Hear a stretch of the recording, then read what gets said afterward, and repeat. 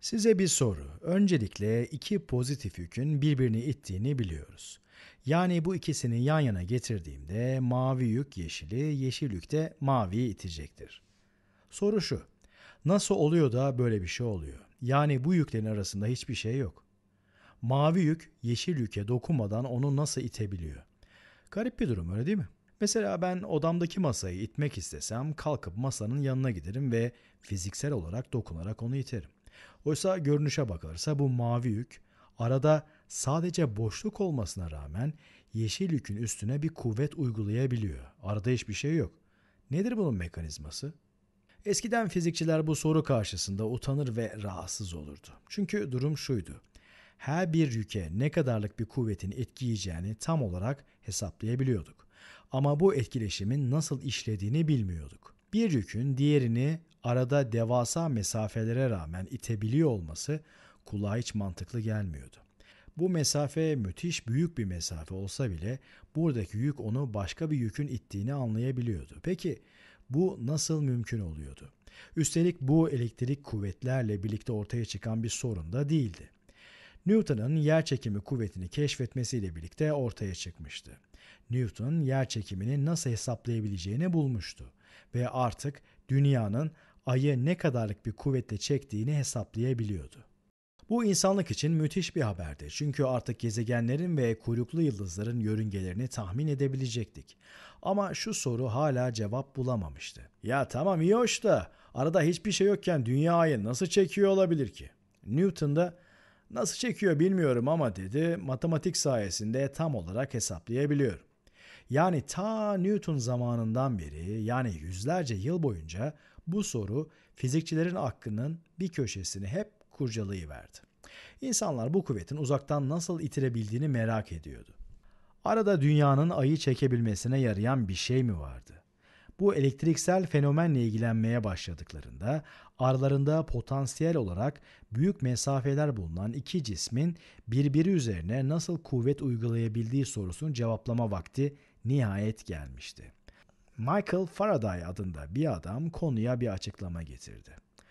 Bu Michael Faraday. 1800'lü yıllarda bilim yapan bu adam tüm zamanların en önemli fizikçi ve kimyacılarından biri olarak kabul edilir. Faraday, ben size bu mekanizmanın nasıl işlediğini anlatayım dedi. Bu pozitif yükü ele alalım. Diğer pozitif yükü unutun. Şimdi bu yeşil pozitif yükü bir kenara bırakalım ve sadece mavi olana odaklanalım. Faraday bu mavi yükün ne yaptığını şöyle açıkladı. Bu mavi yük kendi etrafında bir elektrik alan yaratıyor ve biz bu elektrik alanı büyük E ile gösteriyoruz. Bu bir vektör olduğu için de tepesine küçük bir vektör oku konduruyoruz. Faraday bu pozitif yükün kendi etrafında sürekli bir elektrik alan yarattığını söyledi. Civarda başka yükler olsun veya olmasın. Bu elektrik alan yükten uzaklaştıkça zayıflıyor. Yani yükün çok yakınında büyük bir elektrik alan var ve yükten uzaklaştıkça elektrik alan zayıflıyor. Bunu bir örümceğin ağına benzetebiliriz. Burada örümcek yük, ağsa elektrik alan oluyor. Dolayısıyla örümcek adam da Faraday alıyor. Tamam, şaka şaka. Kaldığımız yerden devam edelim. Şimdi burada dikkatli olmak lazım. İnsanlar bunu görünce elektriksel kuvvete benzetiyor. Oysa bu bir kuvvet değil. Bu vektörler kuvvetleri temsil etmiyor. Zaten insanların kafası da burada karışıyor. Bunlar kuvvetmiş gibi görünüyor. Çünkü şimdiye kadar kuvvetleri hep okla gösterdik ama bunlar kuvvet değil. Vektör olduğu için oklarla gösteriyoruz ama elektrik alan elektriksel kuvvetle aynı şey değil. Bunu kafanızda netleştirmelisiniz. İkisi aynı şey değil. Çok yakından bağlantılılar ama aynı değiller. Elektriksel kuvvet F'dir. İstersek yanına elektriğin E'sine de koyabiliriz. Vektör olduğu için tepesine de bir vektör işareti çizeriz. Ama elektriksel kuvvetle E elektrik alanı aynı şey değil. Peki aralarındaki ilişki ne? Anlatayım. Elektrik alan bir kuvvet olmasa da diğer yükler üzerinde bir elektriksel kuvvet yaratabiliyor. Ama şu anki durumda ortada sadece tek bir pozitif yük varken bu yükün etrafında oluşan elektrik alan herhangi bir elektriksel kuvvet yaratmıyor. Elektriksel kuvvetin oluşması için iki yüke ihtiyaç var. Bu yük kendi üstüne bir kuvvet uygulamaz. Bu mavi yüke bir isim verelim, Q1 olsun. Bu Q1 yükü bir elektrik alan meydana getiriyor. Bu elektrik alana E1 diyorum çünkü Q1 tarafından oluşturuluyor. Bu E1 Q1'e bir kuvvet uygulamıyor ama bu bölgede dolaşan başka bir yük daha olursa işte onun üzerine kuvvet uygular. Yani Q1 tarafından yaratılan bu elektrik alan tıpkı bir örümcek ağı gibi örümceğin çevresinde durup bir başka yükün gelmesini bekliyor. Sonra da o yük üzerine bir kuvvet uyguluyor. Buraya bir yük daha yerleştirelim.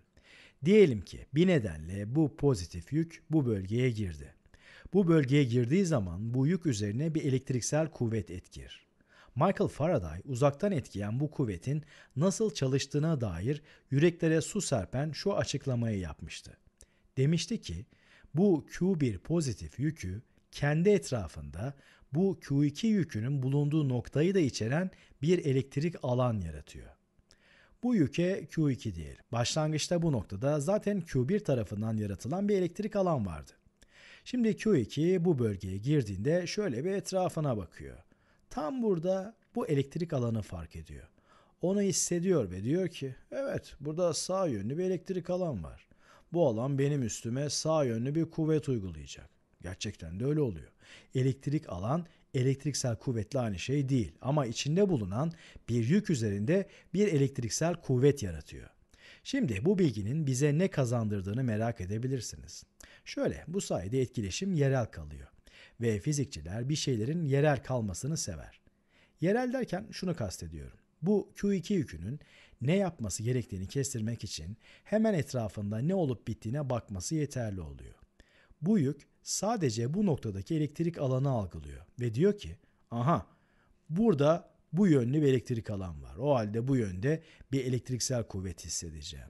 Başka bir deyişle kuvvetin kaynağını bilmesi gerekmiyor. Yani, galaksinin bu tarafında böyle bir pozitif yük var ve bana kuvvet uygulayan şey bu demesine gerek yok.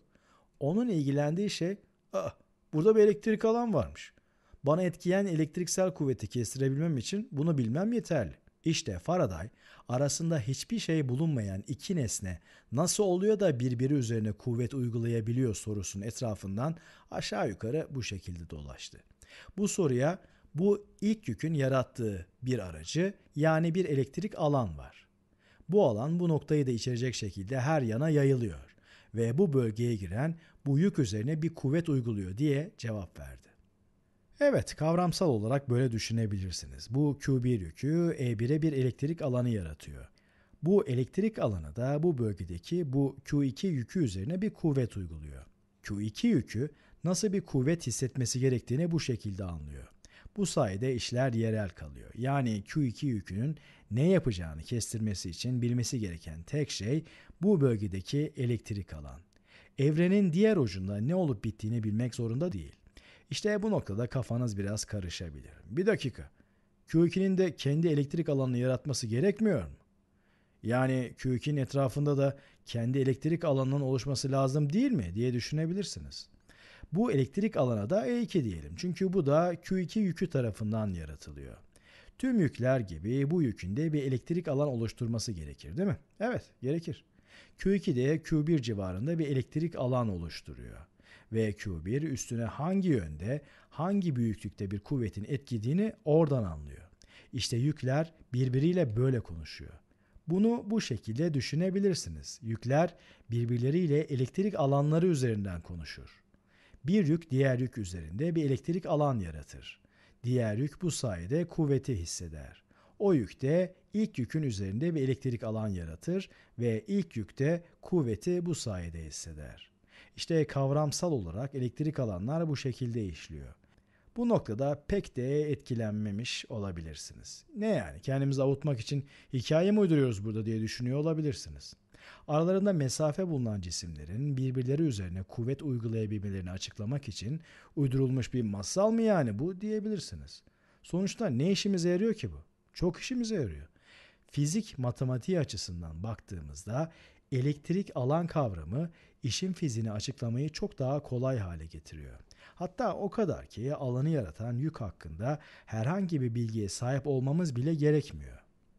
Bir elektrik alanı yaratan yükü bilmeseniz bile o alan hakkında bir şekilde bilgi sahibi olursanız o bölgedeki herhangi bir yük üzerine etkileyen kuvvetin ne olacağını bulabilirsiniz.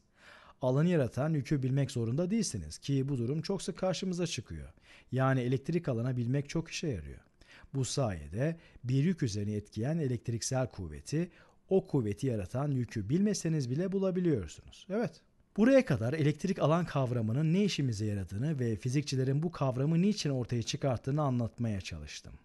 Şöyle düşünüyorsanız sizi suçlayamam. Elektrik alanın ne olduğunu hala bilmiyorum. Tamam, ne olmadığını biliyorum. Elektrik alan, elektriksel kuvvetle aynı şey değil. İyi ama elektrik alan ne? Size elektrik alanın düzgün bir tanımını vereyim.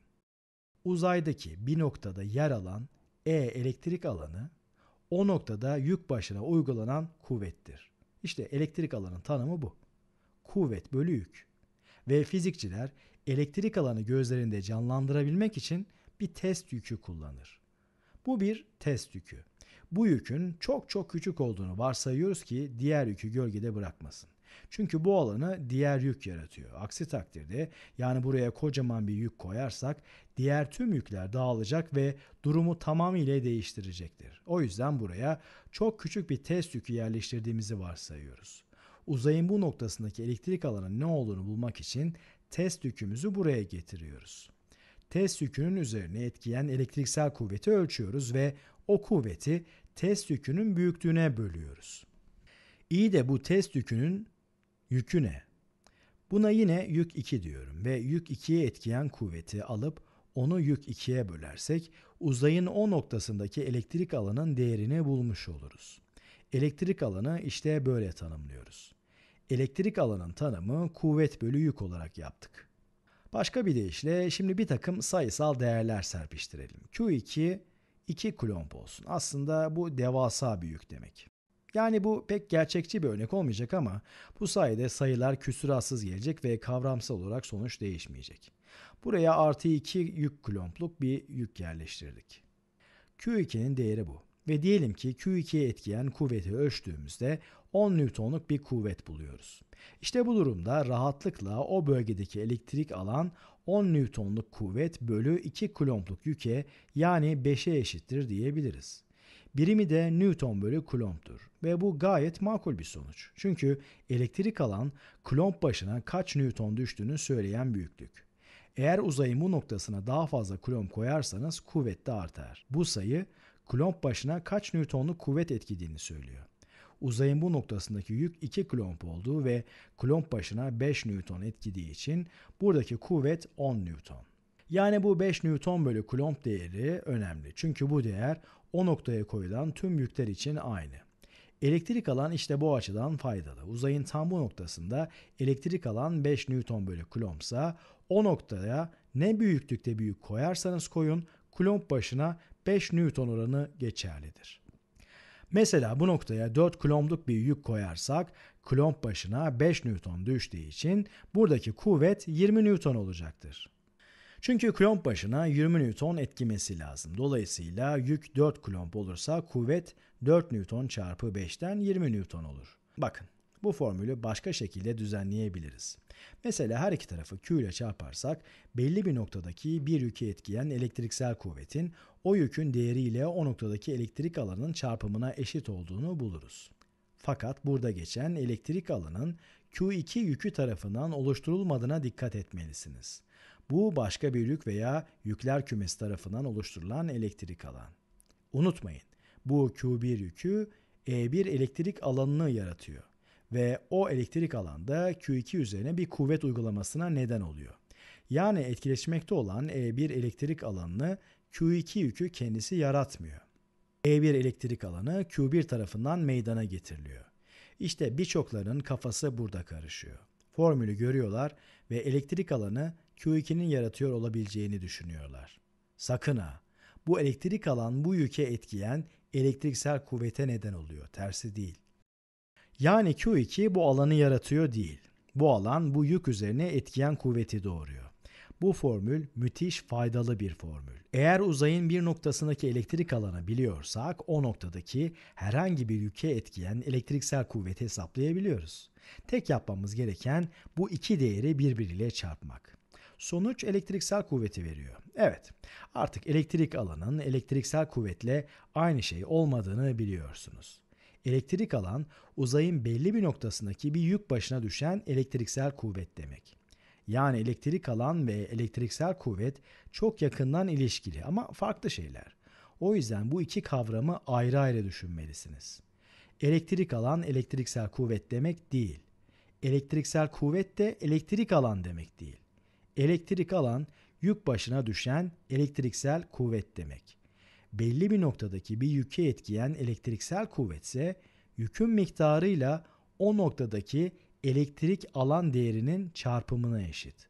Toparlarsak elektrik yükleri elektrik alanlar yaratır. Bu elektrik alanlar o bölgede bulunan yükler üzerine kuvvetler uygular.